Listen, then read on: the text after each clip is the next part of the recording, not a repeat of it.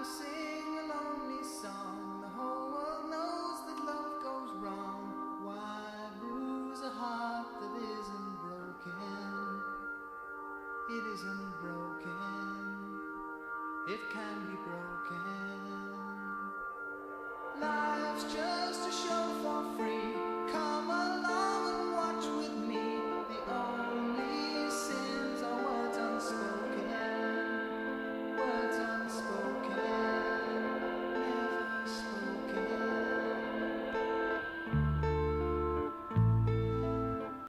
Ok, donc on va commencer. Bonjour, bienvenue. Je me présente, je m'appelle Rémi Toulouse, je suis kinésiologue en Creuse, spécialisé en aura-kinésiologie. C'est pour ça donc je fais une conférence sur qu'est-ce que l'aura. Alors est-ce que quelqu'un sait déjà ce que c'est que l'aura un peu vaguement? Alors, vous connaissez? Voilà. Donc l'aura, c'est un constitué de composants d'énergie qui nous entoure. Alors dans l'aura, il y a les chakras, il y a aussi ce qu'on appelle les corps subtils, il y a les méridiens d'acupuncture chinoise, il y a ce qu'on appelle les nadis aussi, on verra ça en détail tout à l'heure, ce sont comme des méridiens. Il y a aussi les formes pensées, c'est-à-dire ce qu'on peut dégager comme couleur par rapport aux pensées, les couleurs irradiantes, ah oui, et les couleurs de fond, qui déterminent notre chemin de vie et un peu notre mission de vie ou ce qu'on a à faire dans la vie par rapport à notre incarnation. Alors déjà, on va commencer par les chakras. Donc les chakras, ils sont au nombre de 7. Ils sont situés sur le devant de la colonne, ici. Là. Donc chakra, en sanskrit, ça veut dire roue. Donc, c'est quelque chose qui tourne. Quand on dit oh, ça tourne pas rond dans ma vie, en général, c'est que il y a peut-être un chakra qui a pris un mauvais sens ou à cause d'un problème émotionnel. Donc les chakras, ils sont associés à des couleurs de l'arc-en-ciel. Donc on voit pour le chakra de la base le rouge, et à des couleurs, à des sons, des planètes, des règnes. Par exemple, le chakra Muladhara, donc le chakra de la base, rouge, sa note c'est le Do, et il est associé au monde minéral, au règne minéral. Le chakra sacré, donc au niveau du nombril, de couleur orange, il est associé au Ré, et son règne, c'est le règne végétal. Ensuite, le chakra du plexus solaire, jaune, la note c'est Mi, son règne, c'est le règne animal. Et l'être humain se situe ici entre les deux, en fait. Bien souvent, énergétiquement, puisqu'on est animal et humain. On fait quand même partie d'une espèce animale. Ensuite, le chakra du cœur, de couleur verte et rose, sa couleur c'est le Fa. Et ici, c'est le règne humain. Toute l'humanité devrait être dans ce chakra. Ce n'est pas le cas. Sinon, on ne verrait pas ce qui se passe comme atrocité sur... et si tout le monde était dans le cœur, la vie serait autrement sur la Terre. Ensuite, le chakra de la gorge, de couleur bleue, sol. Son règne, c'est le règne subhumain. Donc, ça serait plutôt un règne d'ange ou d'angélique, ou d'archange. Ensuite, Ajna, c'est le chakra de l'œil, de couleur indigo, sa note c'est le La. Alors ici, c'est l'endroit où Bouddha a pu monter toutes ses énergies. D'ailleurs, vous voyez sur les photos, sur les statues de Bouddha, vous verrez, il y a toujours un point ici. Donc Bouddha, il a pu monter son énergie jusqu'à là, et c'est là qu'il a pris conscience de l'éveil et qu'il s'est éveillé. D'ailleurs, Bouddha, ça veut dire éveiller. Et donc il a pu éveiller ici tous les sens qui sont dans le chakra. Parce que dans chaque chakra, il y a un sens. Et ici, il y a nos 5 sens.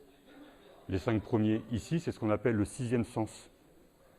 Et en fait, ici, dans le chakra, il y a plus de 6 sens, il y a 7 sens.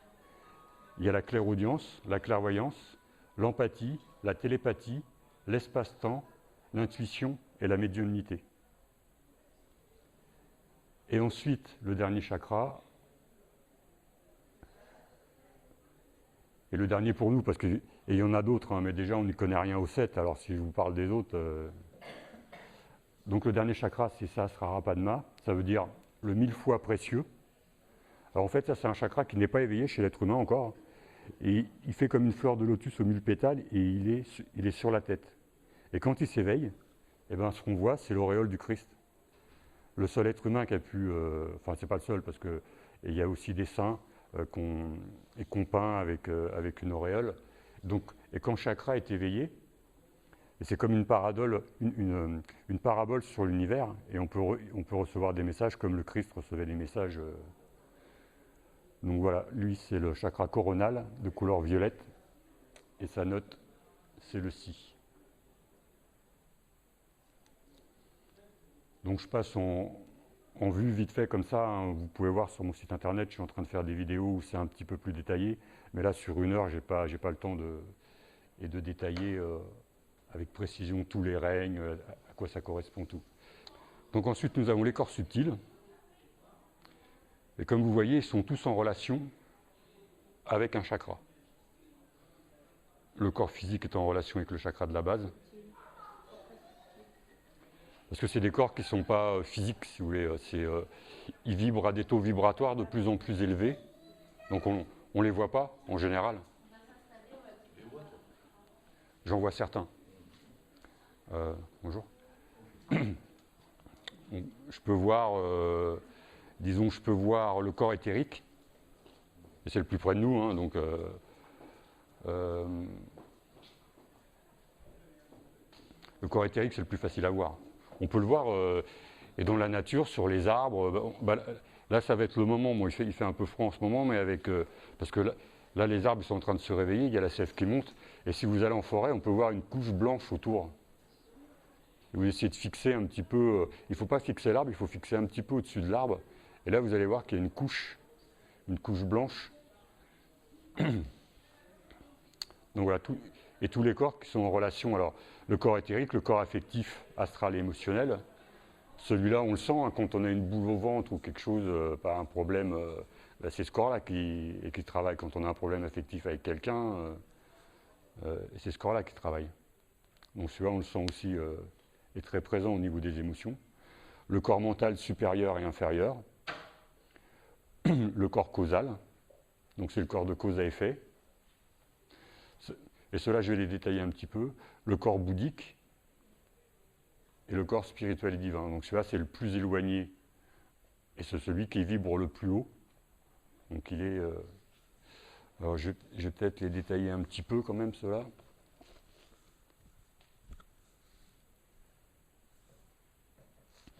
Donc le corps physique. Donc il est dit que c'est un vase dans lequel se déroulent les activités de l'être humain.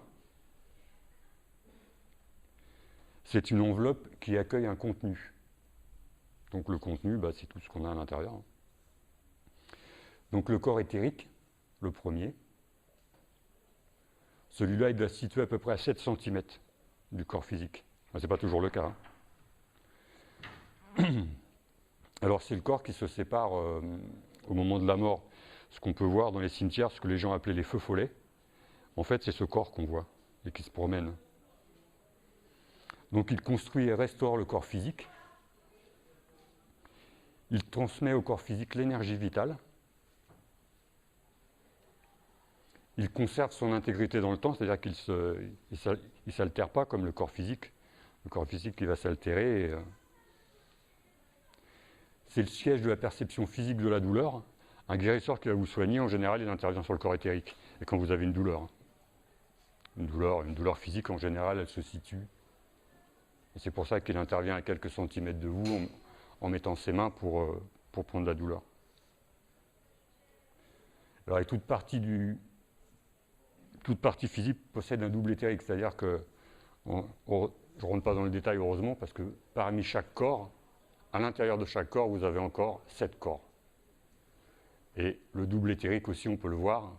Ça, moi, je le vois régulièrement. Et c'est assez fabuleux quand on le voit, parce que le corps éthérique, il est blanc, il fait 7 cm. Le double éthérique, il doit faire 2 cm, et dedans, il passe un arc-en-ciel.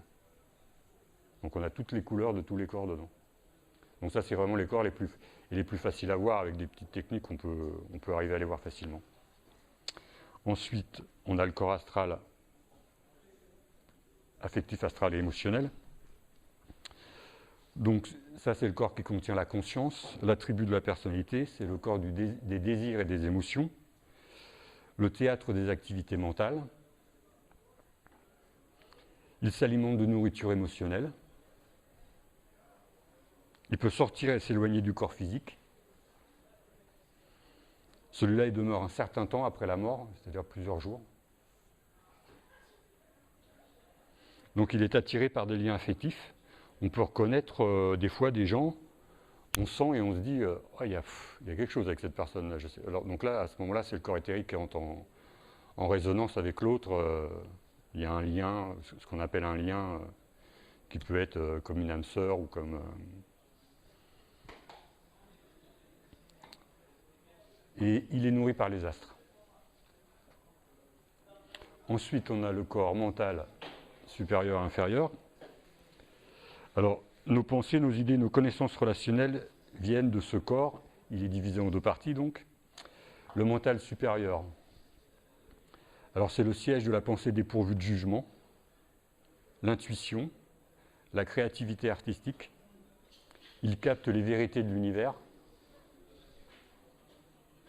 et il peut produire des formes pensées. Ensuite, il y a le mental inférieur. Alors, le mental inférieur, c'est ce qu'on appelle le mental. Celui qui ressasse toujours les mêmes stupidités, qui nous répète toujours la même chose. Tu n'y arriveras jamais, mais tu te prends pour qui, puis qui tourne en rond, quoi, comme un hamster dans sa cage. Donc celui-là, il a une pensée linéaire, du jugement, et il ne comprend rien. Alors, il n'est pas du tout là pour ça. C'est un outil qui est fait pour l'âme, normalement. Il n'est pas là pour comprendre quoi que ce soit. De toute façon, il ne peut pas comprendre parce que ça le dépasse complètement, quoi. Et celui-là, il a été complètement formaté par notre éducation, aussi bien religieuse, familiale, spirituelle. Ensuite, on a le corps causal, qui correspond au chakra de la gorge. Alors celui-là, c'est le corps qui nous suit d'incarnation en incarnation. Il est le réceptacle de toutes les expériences vécues au cours des vies antérieures. Et ça, c'est inscrit dans notre aura. Moi, je sais qu'en kinésiologie, des fois, je dois intervenir sur un vécu non identifié. Je n'ai pas besoin d'en parler à la personne, ça tombe, voilà. Et en mettant ma main dans l'aura, et c'est comme si j'appuyais, je faisais play sur un magnéto. Et là, la personne, elle peut voir des choses dont elle a besoin de se libérer par rapport à un vécu non identifié. Et donc, ça s'est inscrit à l'intérieur de nous. Ça, d'ailleurs, je le vois quand je regarde dans les yeux des gens, et c'est un peu gênant pour moi, quoi. Parce que quand on voit des vécus non identifiés, c'est pas toujours... j'ai un peu de mal des fois à regarder les gens dans les yeux. Alors, donc c'est un lieu de discernement, de pure perception. Il se réincarne en revêtant de nouveaux corps subtils, c'est-à-dire il a changé tout cela. Il augmente et garde la connaissance individuelle, c'est-à-dire l'expérience de vie que vous allez faire ici. Dans une prochaine réincarnation, vous l'aurez. Et ça augmente, ça augmente, ça augmente. Et c'est comme ça que l'âme évolue. Il est vraiment lié à l'âme, hein. Le corps causal, c'est le corps de cause à effet, hein. Donc sa tâche principale est de faire passer l'homme de son inconscience à une conscience complète. Il est le repère de tout ce qui est en accord avec le monde spirituel. Et il est le siège de l'intuition spirituelle. Ensuite, le corps bouddhique. Donc c'est le siège de l'esprit. L'esprit est l'essence unique, qu'on ne peut l'expliquer ou la comprendre à travers notre mental. Justement, lui, le mental, il ne peut pas comprendre l'esprit, hein. Déjà, il ne sait pas ce que c'est. Chaque fois que l'on découvre les limites de l'âme, nous nous élevons vers les plans spirituels. Donc, ils sont là. Enfin, ils sont là. Et donc, le dernier, le plan spirituel, je n'ai pas grand-chose comme enseignement, c'est il est la conscience de Dieu, la conscience de l'unité.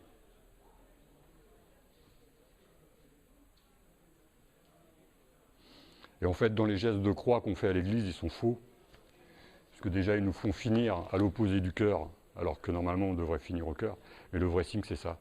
C'est au nom du Père, du Fils et du Saint-Esprit. Le vrai signe, ça serait ça. Parce que c'est ça l'évolution de l'humain. Les signes de croix, c'est un peu pour nous diviser, quoi. Donc ça, ce sont les méridiens de la médecine chinoise, hein. qu'on se sert dans l'acupuncture. Donc avec le nombre de points différents qu'il y a. Donc il circule de bas en haut et de haut en bas, ça dépend s'ils sont yin ou yang. Donc ils sont au nombre de 14. Donc ils représentent en général des organes ou des viscères. Moi j'aime bien comparer les méridiens à des conducteurs électriques en fait, qui amèneraient l'énergie à la lampe. Et la lampe, c'est l'organe ou la viscère. À partir du moment où il y a une perturbation dans le méridien, à long terme, il y aura une perturbation dans l'organe. Si vous avez un excès, par exemple, et quand on a un infarctus, on sait très bien qu'on a le bras qui s'est rigidifié, ou qui s'est tendu et qui est en général bloqué. Et bien, il y a eu un excès d'énergie dans le maître du cœur, et qui se retrouve, il doit être là, non, ça c'est pas le maître. J'ai pas pu tous les mettre, hein, parce que il y en a un qui est là, le cœur. Oui, c'est le cœur qui est là. Donc il y a eu un grand, alors on appelle ça un coup de sang, ou un truc qui nous monte au cœur, et donc le méridien il a pris est comme une décharge ou un afflux énergétique comme un conducteur électrique, hein. Et puis bah, l'ampoule qui est au bout, le cœur, poum, il a pété quoi. Donc, parce qu'en fait, l'énergie qui circule dans les méridiens, ça va être des émotions. Dans chaque méridien, il y a des... moi, sur mon baromètre émotionnel, j'ai au moins 16 émotions par méridien, donc aussi bien en manque ou en excès. Alors, par exemple, je vais en citer quelques-unes. Quelques-unes de prioritaires par rapport à des méridiens. Donc le foie, c'est la colère. Je ne sais pas s'il y a le foie. Le foie vert, il est là. Hop, jusqu'au pied. Donc ils sont bilatéraux, hein. C'est-à-dire qu'ils sont des deux côtés. Hein. Et si je les avais tous faits, on n'aurait plus rien vu. Hein. Donc voilà. Et ceux-là sont bilatéraux, et les deux ici sont vraiment principaux. Mais ça, c'est vraiment des autoroutes. Ils sont là en rouge. Celui-là, il va de bas en haut. Celui-là aussi, il va de bas en haut, et il passe devant, là. Conception et gouverneur. Mais ça, ce sont des méridiens régulateurs. Ça, c'est vraiment des autoroutes. Ça, on va dire que ce sont des routes nationales. Donc le foie, c'est la colère. La vésicule biliaire, le choix, le courage, l'intrépidité, la combativité, le manque de décision ou le manque de détermination. Alors, le courage, c'est pareil, ça peut être le manque de courage, donc ça va être un méridien en vide, ou l'excès de courage. Donc, pour être équilibré, on doit être dans le courage équilibré. Le cœur, c'est la joie. Alors, en excès, c'est l'euphorie. Et en vide, c'est la déprime. L'intestin grêle, appartenance, assimilation, chaleur. Le maître du cœur, il suit à peu près le même trajet que le cœur. C'est à peu près les mêmes émotions, joie, plaisir, bonheur. Le triple réchauffeur, celui-là, il fait le tour de l'oreille. Il est là. Ça va être celui-là. Oui. Hop. Dynamisme, vélocité, accablement, désespoir. Donc ça, ce sont les émotions prioritaires. Hein. Parce que moi, il y en a à peu près 16 par méridien. Donc,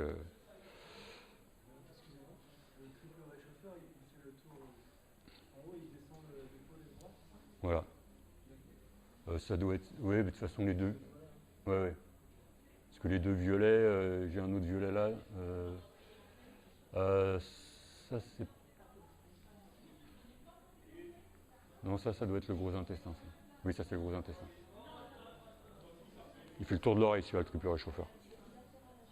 Oui, et tous ceux-là sont bilatéraux. Hein.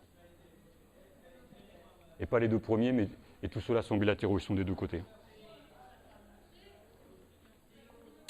Donc, rat de pancréas, nostalgie, réflexion, perte de mémoire, rumination, ressassement des idées. L'estomac, la frustration, le ressentiment, le doute, la colère par l'intermédiaire du foie. Parce que comme ils ne sont pas très loin, enfin en tout cas au niveau des organes,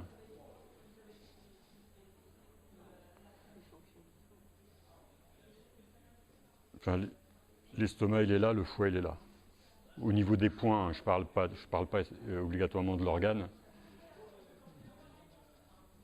mais je parle nous au niveau des points et qu'on peut toucher pour le corps et pour toucher les organes. Le poumon c'est la tristesse et l'accablement. Le gros intestin, le lâcher-prise ou le manque de lâcher-prise en général. Le manque de pensée positive, l'obsession du détail, l'insatisfaction. Le rein, c'est la peur, l'anxiété, le manque de vigueur. Donc là, le rein, on voit les 2 points. Hein, ici, on peut avoir des petites fossettes, ils sont là, les points. Donc quand on a mal là, c'est qu'on est peut-être dans des émotions justement de peur, de manque de vigueur. Et la vessie aussi, c'est la peur, suspicion et jalousie. Voilà, donc à peu près, je passe les pathologies parce que sinon, là, j'en ai pour 2 heures. Donc ensuite, nous avons les nadis.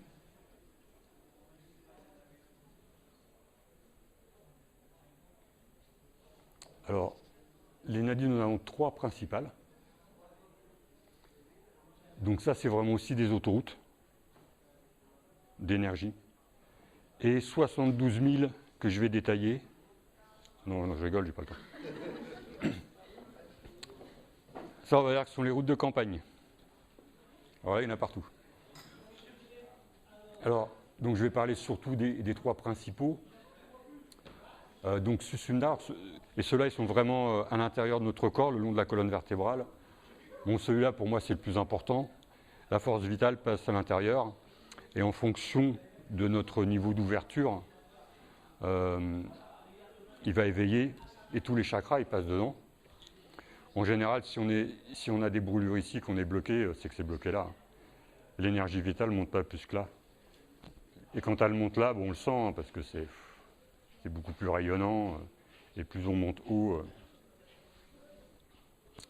Donc je détaillerai un petit peu par contre cela. Alors Susumna est situé au centre, dans le canal axial, situé en avant de la colonne vertébrale. Ida, donc en bleu, situé à gauche de la colonne vertébrale, régit la force mentale, correspond à la lune, énergie montante, yin. Les énergies sont froides et de couleur bleue. Donc ça c'est vraiment... j'expliquerai un petit peu, j'expliquerai tout à l'heure. Pindala, situé à droite de la colonne, il régit la force physique, il correspond au soleil, les énergies sont descendantes, des énergies yang, chaudes de couleur rouge. Donc celui-là, c'est des énergies descendantes. Alors pour moi, ceux-là, c'est vraiment les régulateurs de température. C'est comme l'eau chaude et l'eau froide que vous avez sur votre robinet. Il y a un petit point bleu, un petit point rouge. Et je me rappelle quand j'avais été voir Eric au Portugal, je suis arrivé là-bas, je ne connaissais pas cette température, je suis arrivé, il faisait 40 degrés. J'étais dans un état, et j'arrêtais pas de faire ça, et je remontais mon méridien bleu pour pouvoir régler ma température et supporter, parce que les 3 premiers jours, c'était 40 degrés. Donc ça, c'est vraiment... et quelqu'un qui a froid, je remonte, et au bout de quelques minutes, la température reprend son... Donc ça, ils sont vraiment importants. Et je vais peut-être les détailler un petit peu, ceux-là, parce qu'ils sont vraiment très importants.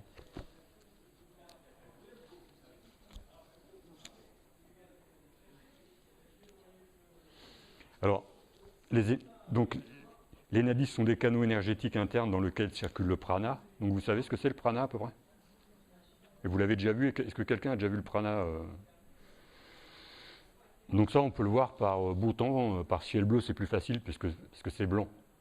Et, et ça se trouve, il y a des gens qui l'ont déjà vu mais qui n'ont pas conscience que c'était le prana. C'est que quand on s'allonge dans l'herbe, on regarde le ciel, on est bien, il y a les arbres, on se détend, et là, on voit des petites particules blanches dans le ciel.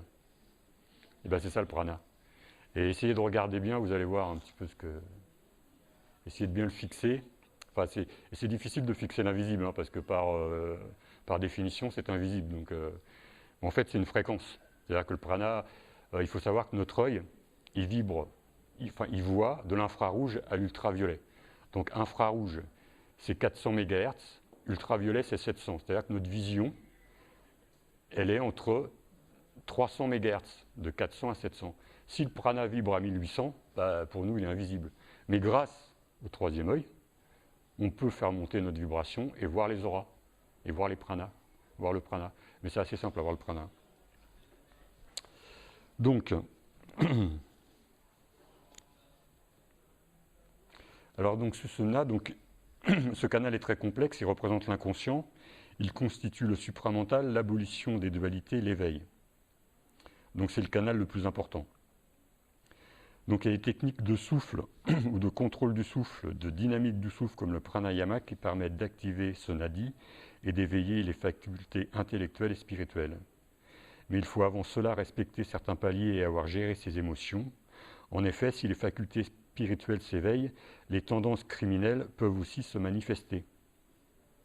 Donc Sushumna peut être actif aussi bien chez les yogis en méditation que chez les terroristes ou chez les criminels. Par exemple, la personne doit absolument avoir réglé ses émotions de haine, de rage, de colère et de jalousie. Si cette énergie... Alors ça, c'est des techniques qui sont connues aussi bien par les yogis que par les soufis, qui sont des maîtres de l'islam, mais c'est des sages. Et Ben Laden, il a repris ces techniques, il a piqué, il a fait monter les gens de ces régions-là, où il se situe normal, ici, mais en 15 jours. L'énergie, elle monte là en 15 jours, vous n'avez rien géré de vos émotions. Et là, vous voyez Dieu, vous dites « Dieu m'a dit de tuer ». Ben non, Dieu n'a pas dit de tuer, hein. C'est tes émotions qui t'ont dit de tuer, tu n'as rien géré. Donc, et c'est comme des paliers de... Quand on fait de la plongée, si on monte trop vite, la tête, elle éclate. Hein. Ben là, il faut respecter des seuils, avoir géré des émotions, sinon vous arrivez là-haut, ce qu'on appelle un illuminé. Hein. Le gars, il se prend pour Dieu, il a vu Dieu, il a dit de... Donc c'est ce qui arrive à beaucoup de schizos, à beaucoup de gens qui pètent un câble, hein. C'est quelque chose de très très dangereux. Donc, et tous ceux qui s'amusent à ouvrir les chakras comme ça et qui n'ont pas trop de connaissances là-dessus, nous, moi grâce à la kinésiologie, puis je le sais, on respecte l'individu, parce que le corps va nous dire, bon bah là, doucement, quoi, parce que tu ne peux pas faire monter la personne comme ça d'un coup. Donc il y a aussi certaines techniques sexuelles qui peuvent, comme le taoïsme, le tantrisme, qui peuvent éveiller ces énergies, mais il ne faut pas que ça coince aussi dans un des chakras, sinon vous allez le sentir. Donc Ida, donc il prend son siège dans la racine Muladhara. Il est en relation avec le système nerveux sympathique, il stimule l'activité musculaire hein, en libérant l'adrénaline. Il contrôle le rythme cardiaque, il active le corps physique et oriente la conscience vers l'extérieur. Au niveau de ses qualités, il relie l'hémisphère gauche et il est responsable des capacités de raisonnement, d'analyse et de logique. Son énergie chaude permet d'augmenter la chaleur du corps et contrôle l'énergie digestive. Il régit l'énergie à travers laquelle nous travaillons et agissons. En déséquilibre, sur le plan physique, nous rencontrons des maladies de type chaud, donc essentiellement des maladies aiguës à caractère inflammatoire et certains troubles cardiaques et digestifs. Ces troubles peuvent traduire un excès de l'ego au détriment du soi. Sur le plan psychologique, les déséquilibres engendrent un esprit dominateur, égoïste, colérique, agressif et matérialiste, où les personnes perfides sans scrupules vivent en excès sur ce nadi.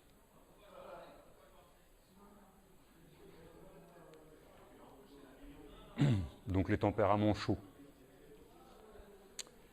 Et Ida, donc il prend aussi son siège dans le premier chakra, il monte le long de la colonne vertébrale, irrigue le cerveau droit et aboutit à la narine gauche.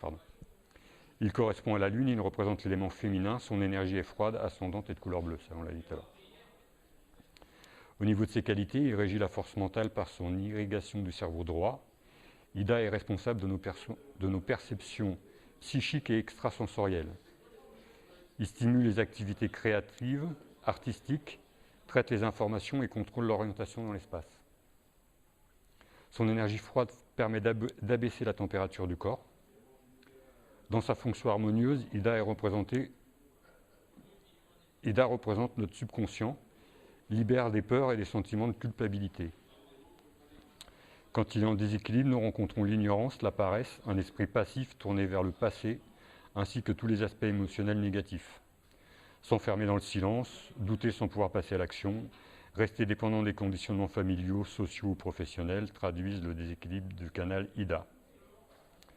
Sa pathologie se manifeste par des désordres psychiques et mentaux tels que certaines dépressions, certaines formes d'épilepsie, la sénilité considérée comme l'aboutissement d'un long déséquilibre. Il convient de savoir que toute activité physique ou mentale excessive paralyse le côté émotionnel, donc IDA, et peut engendrer des maladies graves. Donc notre aura, c'est vraiment quelque chose qui est très très important pour notre santé, puisque quand elle arrive en somatisation au corps physique, il est déjà bien trop tard. Travailler sur l'aura, c'est plus une prévention. Donc les couleurs de fond.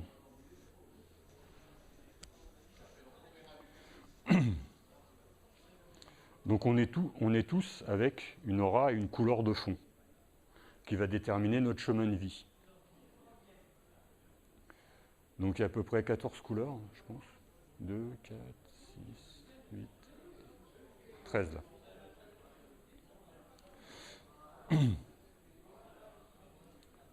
Donc, alors ça je les teste à mon stand, les couleurs de fond. Et puis vous pouvez consulter ou sur mon site internet ou sur les cahiers que j'ai votre chemin de vie pour savoir si ça vous parle. Alors il est dit aussi que la sympathie envers une autre personne vient du fait que la couleur de votre aura et de la sienne sont en harmonie. L'antipathie ou l'aversion envers une personne sont dues à une trop grande différence de vibration et de couleur par rapport à notre énergie.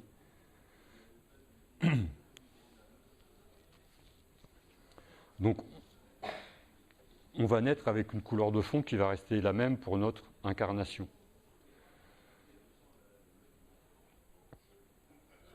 Et donc ça, c'est l'expérience de l'âme humaine. On va s'incarner plusieurs fois pour faire l'expérience du rouge, une fois qu'on aura fait toutes les expériences du rouge, mais ça peut durer 400 incarnations. On va remonter, on fera l'orange, après on fera le jaune, on fera le vert, le bleu, l'indigo, le violet, et donc là on sera sorti de ce que les bouddhistes appellent le samsara, c'est-à-dire la roue des incarnations. On ne peut pas redescendre dans un règne animal, comme les bouddhistes le disent. C'est pas possible. Ça serait trop violent. C'est comme le palier de qui veut gagner des millions. Hein. Une fois qu'on est arrivé à 2500, on ne peut pas descendre plus bas, quoi. On repart avec... Donc voilà, on reste là. Mais on reviendra si on doit faire l'expérience du vert et devenir guérisseur. Parce que bon, c'est les... Et puis qu'on ne l'a pas fait dans notre vie. Eh ben c'est pas grave, tu reviens. Tu recommences jusqu'à temps que tu aies compris. Hein. Faut que tu... Mais en fait, ça, c'est pas Dieu qui décide, hein, c'est l'âme. Hein. L'âme, quand elle rentre, après, elle dit « Ah, bah oui, je croyais à un truc que j'ai oublié de faire. » Bah oui. Et alors, bon, bah j'y retourne. Hein. Bah, oui. Dieu lui juge pas, il fait rien. Hein. C'est nous qui... Et c'est notre propre jugement. Ah bah, je crois que j'avais oublié quelque chose là-bas. Donc voilà, on a quelque chose à faire. Donc ça fait partie de notre chemin de vie. Et donc c'est ce qu'il faut... Alors, ça peut être juste, je dois me libérer, je suis venu pour faire l'expérience de me libérer de ma peur d'être abandonné. Eh bien, vas-y, fais-le. Peut-être qu'il n'y a que ça à faire. Une fois que j'aurai fini ça, j'aurai fait, ben voilà, j'ai fait l'expérience que je devais faire, c'est bon. Mais il faut en prendre conscience le plus vite possible. Par exemple, pour les bronzes. Alors, ils vont tout donner pour les autres, c'est philanthropes, ils vont tout faire pour les autres, mais pour eux, ils ne font rien. Alors que le but, c'est de faire, c'est aime-toi et le ciel t'aimera. Et commence par toi. Si tu fais rien pour toi, tu peux rien faire pour les autres. Hein. Il faut vraiment aider l'autre avant de... Et s'aider soi avant d'aider l'autre. Hein. Sinon, on n'arrête pas de se faire bouffer. Quoi.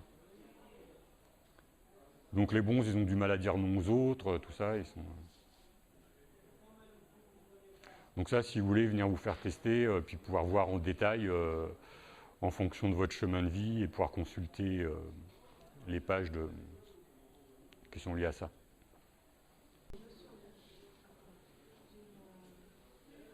Il y a beaucoup d'âmes qui, au moment de l'incarnation, se disent « je ne veux pas y aller hein. ». C'est ça, je ne veux pas y aller. Il y en a beaucoup. Hein. Le choix est limité. Elles choisissent à partir du moment où elles ont fini de ces des incarnations, sinon elles ne choisissent pas. Elles ont une expérience à faire, il faut qu'elles la fassent. Si elles vont avoir le choix entre 3 familles d'incarnation, puisque ces 3 familles d'incarnation vont leur proposer de réaliser l'expérience qu'elles ont à vivre. Mais le choix, il est limité. Moi, je vois bien, en correction, des fois, il faut que j'aille corriger la conception ben, je vois l'âme qui est là. L'âme, elle regarde l'acte sexuel au moment où elle s'est conçue, et elle se dit, c'est ça l'amour? Je veux pas y aller. Parce que des fois, c'est pas l'acte physique d'amour, l'âme, elle vient d'ailleurs. Hein. Le monde dans lequel elle vient, c'est pas ça l'amour. Hein. Et donc quand elle voit ce que c'est que l'amour sur Terre, alors des fois il y a il y a quand même des enfants de l'amour, mais c'est pas une majorité, et ça viendra de plus en plus. Mais déjà quand on voit les couples d'il y a 100 ans, qui se mariaient pour garder les terres, de famille en famille et tout ça, après ben, toutes ces choses ça a évolué. Et puis ça évolue de plus en plus, mais aujourd'hui les parents ils se mettent ensemble, au bout de 2 ans ils ont déjà des enfants, 2 ans après ils sont séparés, des familles qui se reconstruisent, bon bah c'est pas. C'est autre chose, je ne vais pas dire que c'est mieux, mais c'est pas mieux de toute façon, mais c'est autrement. Il y a eu plus de liberté par rapport aux années 70, mais c'est pas mieux non plus pour les enfants.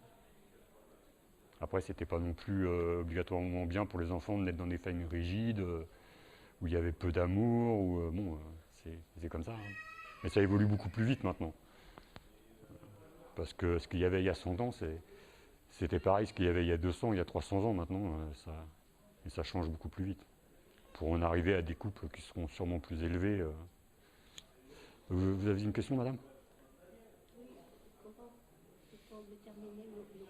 Eh ben moi je la teste. Je la teste par rapport au test de kinésiologie. Et je teste toutes les couleurs, je tomberai sur une couleur et vous lirez et vous verrez si ça vous correspond. En général, ça correspond. J'ai bien souvent un pressenti. C'est la dame tout à l'heure que j'ai testé là. Je voyais du rose. Eh ben non, elle est violette, mais a une tendance rose-mauve. Donc il y a quand même du rose. Et ce matin, elle m'a dit, ben, je voulais m'habiller en rose et en mauve.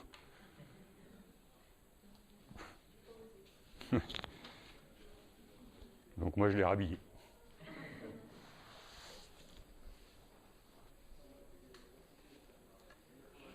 Donc les couleurs irradiantes. Alors, donc, donc notre couleur de fond, c'est notre couleur pour toute cette incarnation. Donc elle va être en fonction de nos états d'âme. Si on est dans la tristesse, on a vécu un deuil, et ben, par exemple notre bleu, il va être terne, il va être plein de gris parce qu'il y a de la tristesse, donc ça ne va pas être un beau bleu. Si on est dans la joie, on est en pleine réalisation amoureuse, professionnelle, quoi que ce soit, ben là, il va éclater. D'ailleurs, on dit couramment aux gens, oh, bah, t'es lumineuse en ce moment. Alors, je ne sais pas ce qu'elle a dans sa vie, cette personne, mais bon, c'est qu'elle vit quelque chose de bien, elle n'est pas. Donc ça, c'est une couleur, la couleur de base qui reste pour toute la vie. Les couleurs irradiantes, en fait, elles vont être liées à nos émotions. Et c'est celles qui vont être le plus visibles, en fait. Comme on dit, je suis vert de rage. La colère aussi, je vois tout rouge, je bois du noir. Voilà, il y a plein il y a d'expressions qui sont liées donc à nos couleurs, à ce qu'on reflète de l'aura, parce que de toute façon, même si notre œil ne les voit pas, parce que justement il vibre à une fréquence hertzienne qui est au-dessus de la vision de nos yeux, on a quand même tous une perception, même si on ne les voit pas, moi je ne les vois pas toujours, mais je sens un peu, je sens même beaucoup. Alors là, j'ai fait un petit schéma pour raconter une histoire. Donc là, on voit qu'il y a de l'amour, parce qu'il y a du rose dans la région du cœur. Mais bon, là, il y a un mensonge. On lui a menti. Alors moi, je le vois souvent, ça. Quand les gens me mentent, ça me fait une barbe verte comme ça. Alors ça, je la vois. Pour ça, c'est pratique. Hein. Voilà. Donc là, je ne sais pas, sa copine, peut-être qu'elle lui a menti. Alors le gars, il est en colère. Hein. Alors, bon, j'ai fait un petit dessin de bande dessinée pour voir, parce qu'en général, dans l'aura, ça fait une masse comme ça autour de la tête. D'ailleurs, on voit les gens qui sont en colère, ils sont rouges comme ça, et puis c'est vrai on dirait qu'ils ont de la fumée qui sort des oreilles comme des taureaux du nez. Donc le corps, il réagit. Ça, c'est qu'il a eu une idée lumineuse pour se venger. Alors ça représente le doute. C'est marrant par rapport au doute, justement, une fois, j'habitais à Limoges, et j'étais pas bien à cette période-là, et j'étais au lit, et en fait, j'étais rempli de doute. Je me demandais ce que je foutais là, c'était affreux. Et donc j'étais au lit et il y avait la télé qui était allumée. Et je vois une masse marron, justement, dans mon aura, qui était là, et je la vois avancer. Et je me dis, mais qu'est-ce que c'est que ce truc-là? Je ne savais pas. Et là, à la télé, à ce moment-là, je vois, c'était la mort de Raymond DeVos. Et ils font voir un sketch de Raymond DeVos et qui dit, comme il jouait beaucoup avec les mots, il dit est-ce que vous savez comment on reconnaît le doute? Alors moi, je n'avais pas reconnu mon doute là, je ne savais pas ce que c'était. Hein.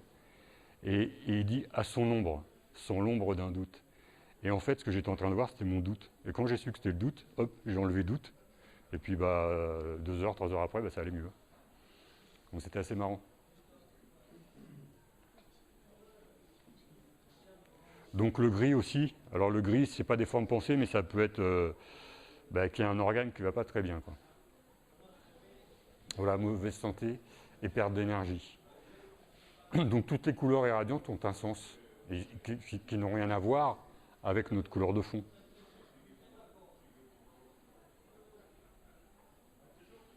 Donc là, c'est... Hein?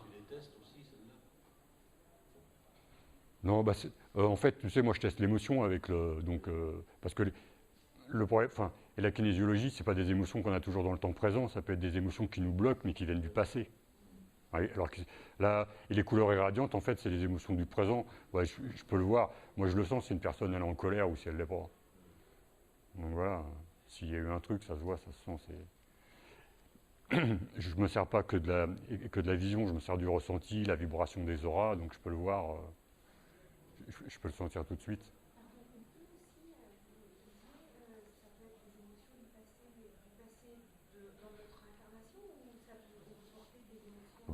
Non seulement oui, bien sûr, des émotions, on peut porter des émotions antérieures, on peut porter des émotions dans nos gènes, c'est-à-dire qui ne nous appartiennent pas, les émotions des aïeux. Les grands-parents, les aïeux, ils nous transmettent des émotions. Justement, au moment de la conception, à l'acte, il y a un paquet d'informations qui passent dans les spermatozoïdes, dans les ovules, et dans l'instant, qui s'ancrent et dans le bébé. Et ça, des fois, il n'y en a pas besoin. Il n'y a pas besoin de ça en plus. Hein. Donc voilà. Comment? Heureusement qu'Hitler n'a pas fait de petit. Si, heureusement il en a fait, parce qu'il a fait le recueil Esther à un moment donné pour justement diffuser un petit peu ce que font le pédage en ce moment.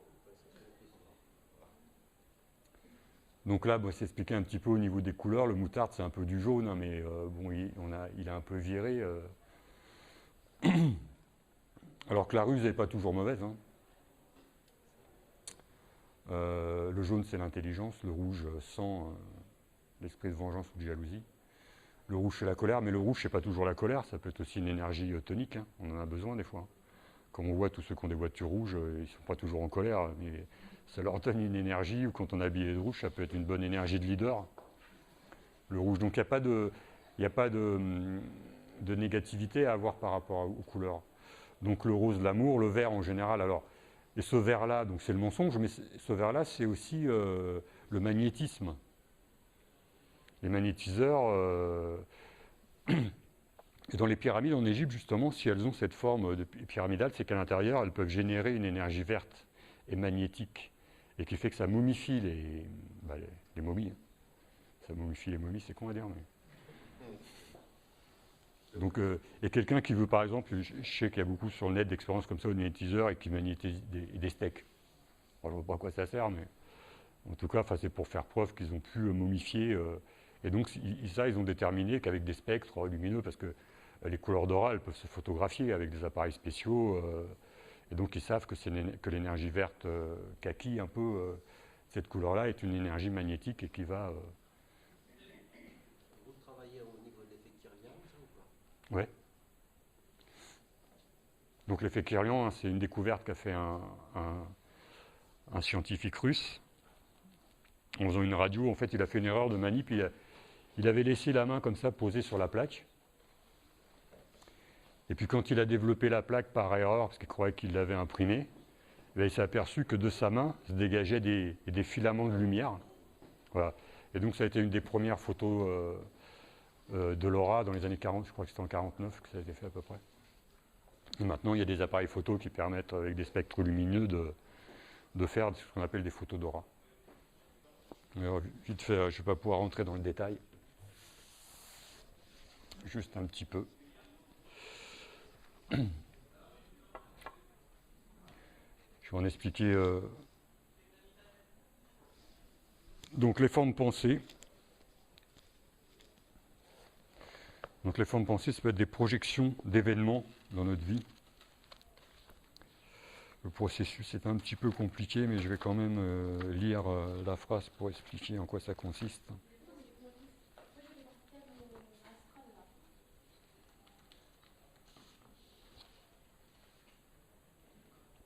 Alors, donc une forme pensée, la concrétisation d'une pensée émise que l'on transmet ou dispose dans un emplacement spatio-temporel spécifique de sa personnalité. C'est-à-dire qu'elle va être transportée dans notre aura. Une forme pensée est un sentiment vécu qui va rester en mémoire, une croyance vis-à-vis de soi-même. L'entité forme pensée est toujours notre création, mais ce n'est pas nous. Notre croyance, ce n'est pas nous. Nous ne sommes pas ce que nous pensons.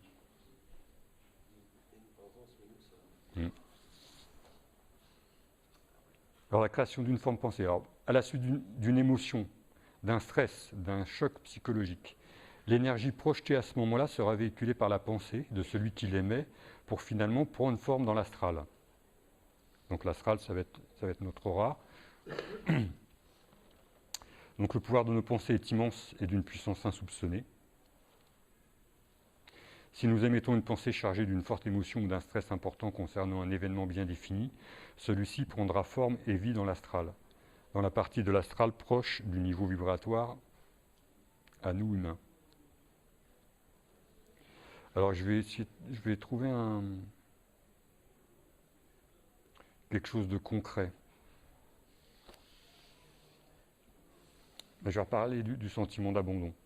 D'ailleurs, nous, en kinésiologie, en aura kinésiologie, quand on travaille bien sûr à essayer d'enlever ou de dissocier ces formes pensées de l'aura. Parce que sinon, on peut se les trimballer longtemps. J'en ai parlé tout à l'heure par rapport au sentiment d'abandon. Donc Mathieu arrive au monde avec une jaunisse, et aussitôt il se retrouve en couveuse, sous les UV. Sa maman, qui a mal vécu l'accouchement, est malade et ne peut trop l'approcher. Il a le sentiment d'être abandonné. Déjà, ça commence. Petit enfant, ses parents travaillent beaucoup et il se retrouve souvent chez la nourrice. De nouveaux sentiments d'abandon. Puis arrive un petit frère qui accapare beaucoup l'attention de ses parents, encore sentiment d'abandon.